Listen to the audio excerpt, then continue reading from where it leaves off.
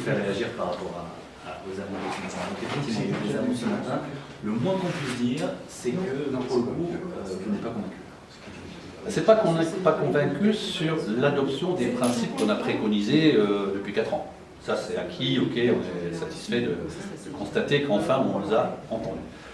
Ce sur quoi on n'est pas convaincu, c'est sur plusieurs points précis évoqués ce matin, notamment le retour à l'équilibre de la nappe et sa reconstitution, où une ambiguïté est entretenue, où on parle de retour à l'équilibre et de reconstitution en 2027.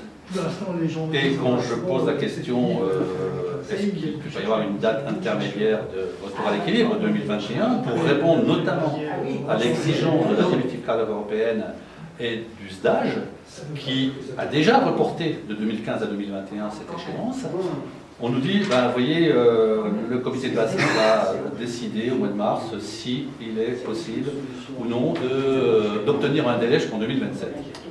Alors ça, pour nous, c'est inacceptable. Inacceptable, on recule d'échéance en échéance, alors qu'on aurait très bien pu, soit dans le cadre d'un consensus des acteurs, soit par une décision de monsieur le préfet, retrouver rapidement, et on peut encore retrouver cet équilibre très rapidement, et c'est prévu par la loi, par une décision de monsieur le préfet, de mettre un terme au prélèvement des sols. Là, vous, c'est ça, hein, c'est vraiment l'impression ou le constat qu'à chaque fois on veut gagner du temps, que les échéances ne sont jamais respectées.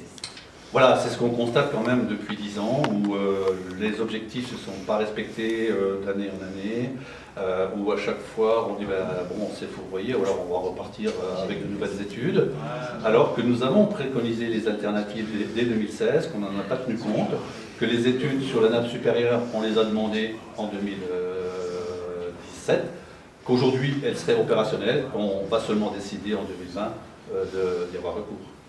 Ce qu'on nous a dit ce matin, c'est que finalement tout le monde devait et allait faire un effort. On parle notamment des réseaux, des collectivités qui seront accompagnées par le département, l'État, l'agence de l'eau. C'est pas suffisant pour le collectif au 80 000. Nous, on a toujours été favorables, on a toujours voté les projets d'économie de tous les acteurs. Il n'y a aucun souci par rapport à ça. Mais ces économies ne suffisent pas. Et on sait très bien que le gros volet de prélèvement sur lequel on peut agir, c'est industriel. Et on ne va pas demander dans l'immédiat à l'Hermitage de réduire ses prélèvements. Donc il n'y a que les prélèvements Nestlé qui sont, sur lesquels on peut agir rapidement pour atteindre le retour à l'équilibre. Qu'est-ce qui va se passer maintenant ? Ben, écoutez, nous, ce qu'on a appris ce matin, c'est que la prochaine réunion de la commission locale, c'était en avril. Que là, on déciderait si on peut rejoindre les acteurs du protocole pour commencer à travailler. Donc ça fait encore 9 mois de perdu.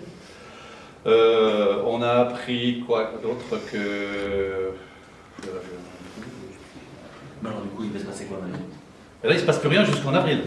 Ça, c'est clair. Mis à part une décision du comité de bassin de reporter non l'échéance de la date de l'équilibre. Et on verra donc seulement au mois d'avril si on peut commencer à travailler sur le protocole, son contenu, l'échéancier, etc. Bon, date à laquelle on pourra réaffirmer bien sûr nos attentes et nos exigences. Merci beaucoup.